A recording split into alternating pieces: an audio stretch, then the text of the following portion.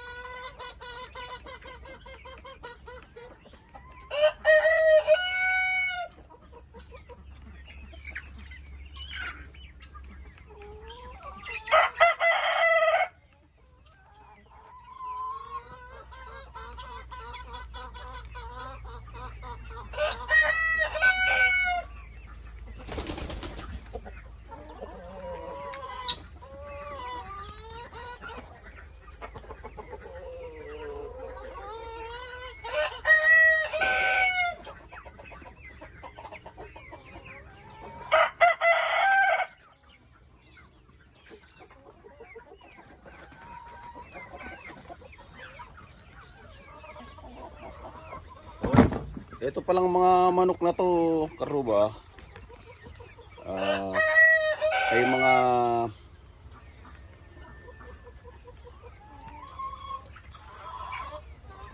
kumakain sila ng damo.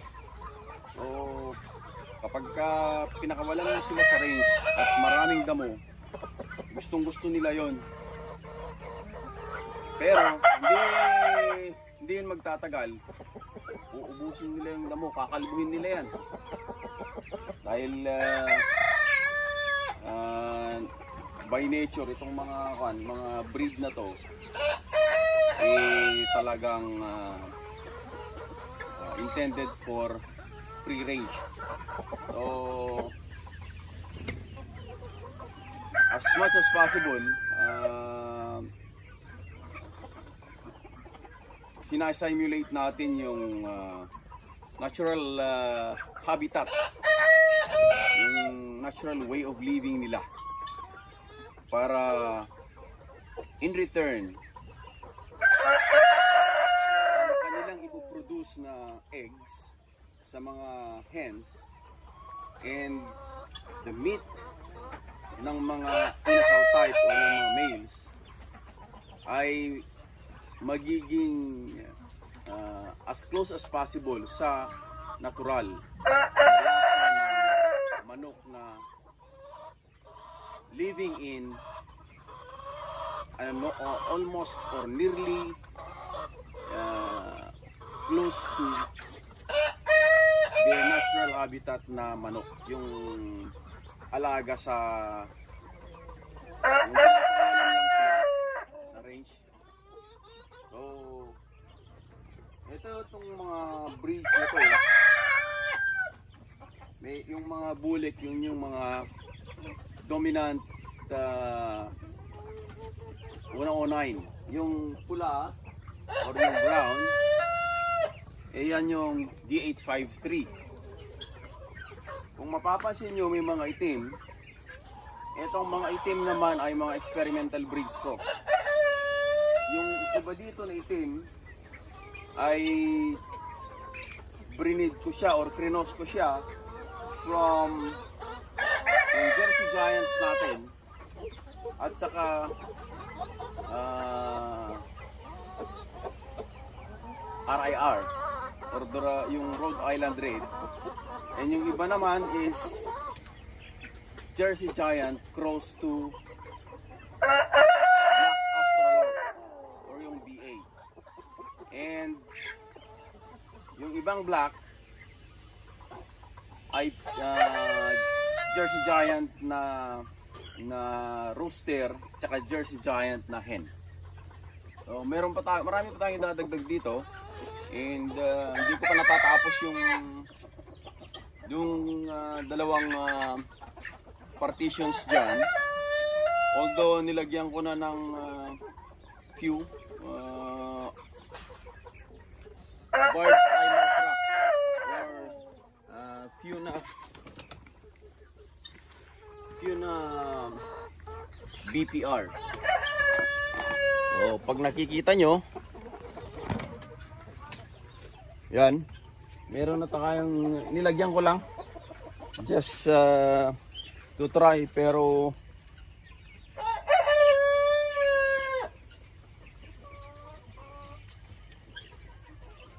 sinuwerte yun, maitlog na. Sa mga nagtatanong po na mga kaibigan natin, although napakita ko na sa mga previous vlogs ko, ito yung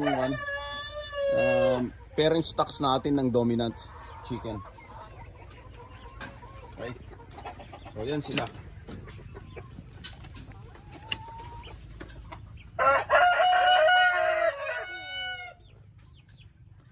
Okay, so ito yung kulungan ng mga manok. Doon tayo pumapasok pag nagpapakain, yung main door niya. Pero merong access door dito sa likod. Yan. Yung access door na ito ay design para pag gusto nating paarawan yung ating mga manok, yung ating mga parent stocks, Binubuksan lang natin to, tapos dito sila nagre-range. Pero lalagyan ko ng harang dito banda. Okay, ito yung magiging daan natin para sa tatlong range na partitions natin. So dito lalagyan ko ng mga medyo may kalakihan na manok.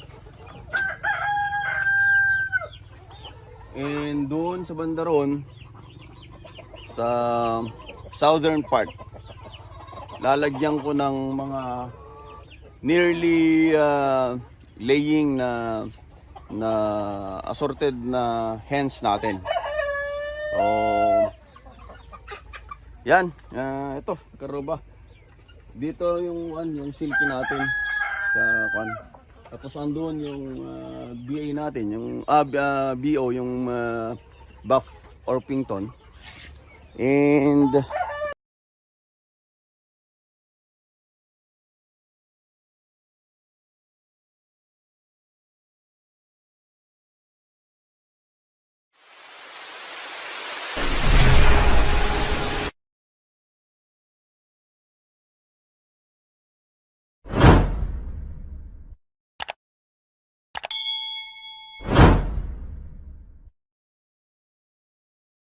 so eto na yung ating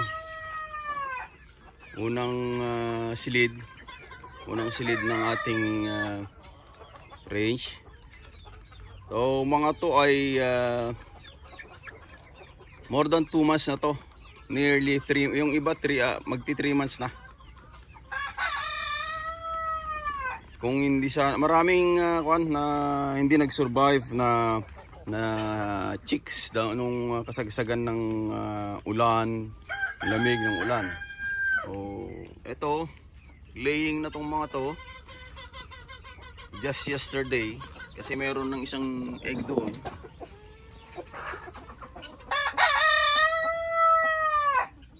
Yun, oh. Okay, so etong mga to, so almost 6 months na sila. Okay, wala pang 6 months to mga to. So ito yung ating mga parent stocks.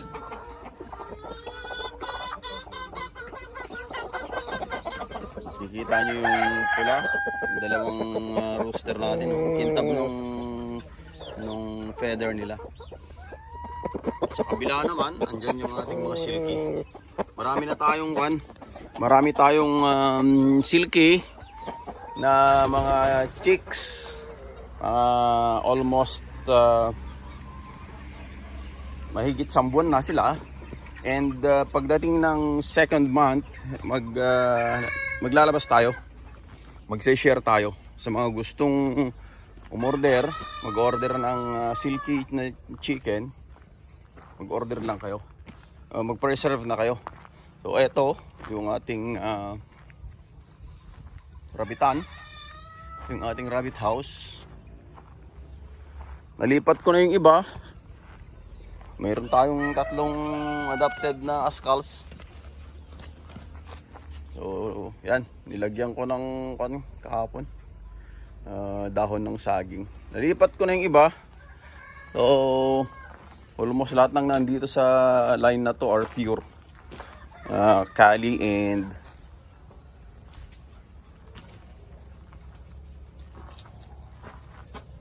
New Zealand.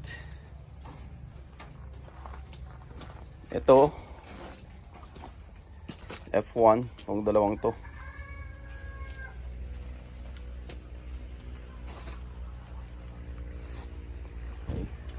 Mga to pure na to. Ito pala F1 to. And dito sa kabila, itong dalawang to F1, upgraded na to. Iba dito. Yung karami ay meron pa tayong 16 yata sa bahay. And marami doon ay Teddy Lionhead. Yung brood type. Oo. Ito, ginagawa ko kahapon. Mahirap magayos pag mag-isa lang. So, solong katawan lang tayo dito. Pero kaya naman. So, etong mga to are designed for double layer na cage. So, each layer 1, 2, 3, 4, 5. So, 6 yan na tiga double holes na cage. So, 12 yung isang layer. Tapos dito sa taas, and then dito sa baba. So, ito yung mga breeders natin. May mga hindi lang din pala 414 yung nasa bahay. Mga 20 plus pa yun. Kasi may 6 pala akong hiniwalay doon na hopefully buntis. May 2 pure, isang pure na New Zealand white, ito yung tatay. At isang pure na Cali. Yan din yung tatay. Tamad tumayo. Okay. So, ito yung area natin. Ayan yung ating kubo. Oh, ito yung ating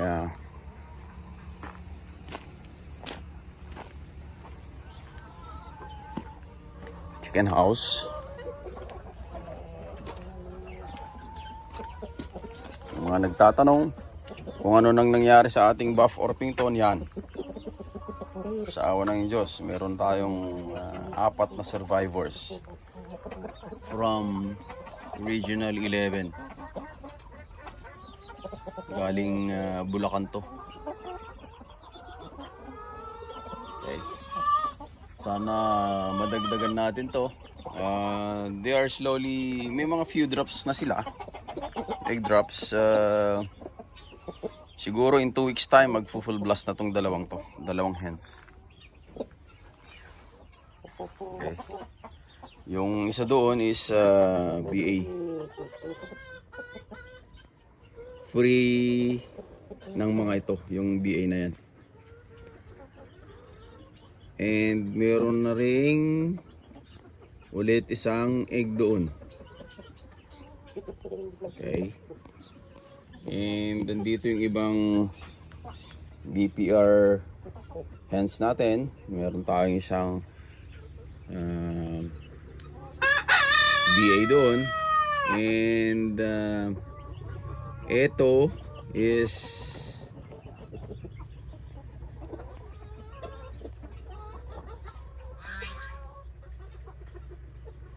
yun, nang rape na naman. Marans yan. Marans rooster. Pero wala tayong hen. Meron pala, nandun sa bahay, isa. Uy, may napisa na naman si Silky. So ito yung mga Silky chicken natin. Marami tayong hens. And I've tried na hinayaan lang yung isang hen to hatch naturally. And yun.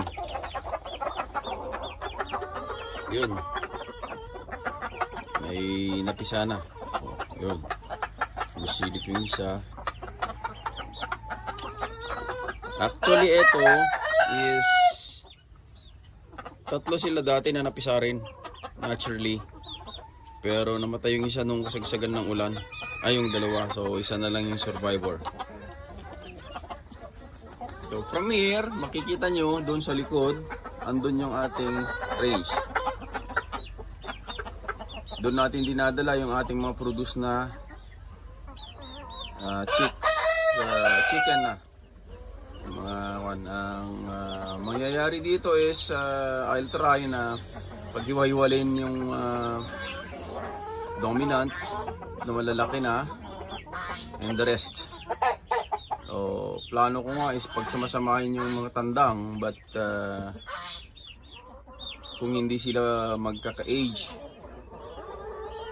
or coming from the same batch ng hatchery is tendencies are mag-away-away yung mga yan. Okay, so subukan ko rin. Sana pagsamasamahin ko yung mga tandang, but if it's not possible because mag-away-away yung iba dahil yung iba bully, by batch na lang or almost by batch dahil hindi naman natin kayang i-accommodate lahat yung or pagsabay-sabay na ilagay sa incubator, i-load sa incubator yung 300 dahil kung magkaganon yung ating brooders ang ma-overload.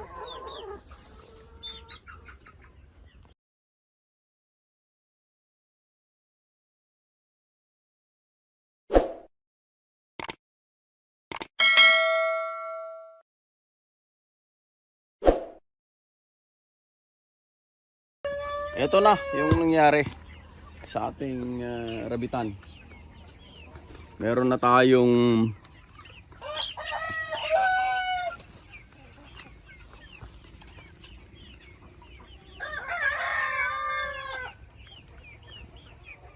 nalipat na natin yung iba na rabbit.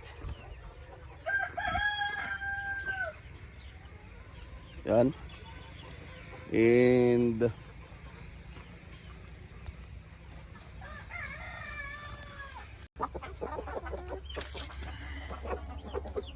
yan, ganda yung ating mga maliliit na manok.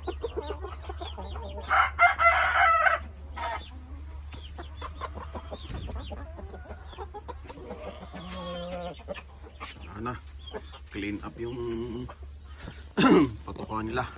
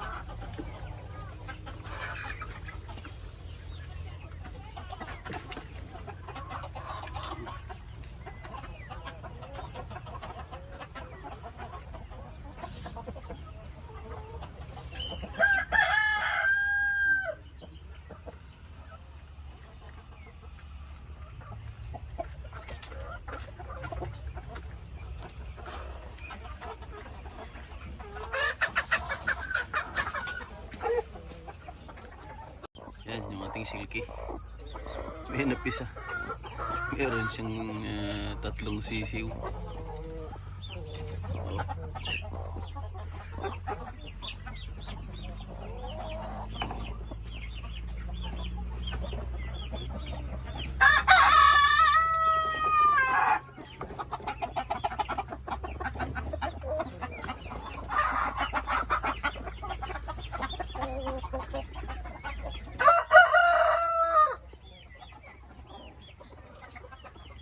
Yan. Pati yung ating mga naka-range, gutom na rin. Ito, nangiitlog na tong mga to. Shoo.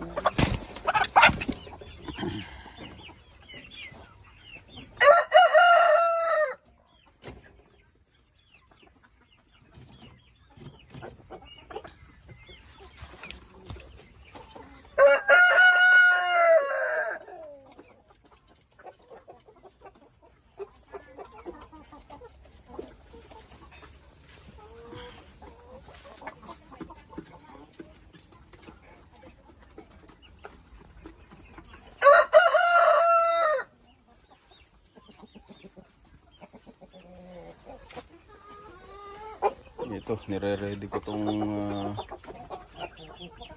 isang to para dito ko dadalhin yung ating mga silky. Meron na tayong mga silky doon.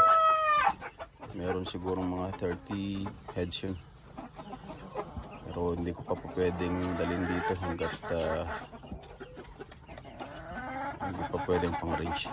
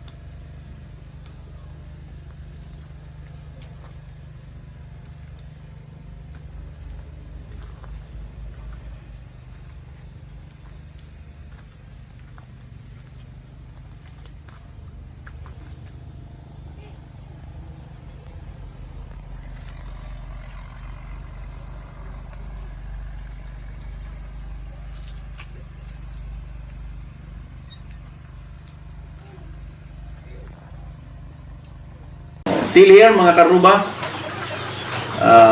manood kayo sa ating mga videos, mag-subscribe, i-like nyo sila, share nyo sa inyong mga kaibigan para dumami tayo, lalo na po dito sa Ilocania. Napapansin nyo yung ating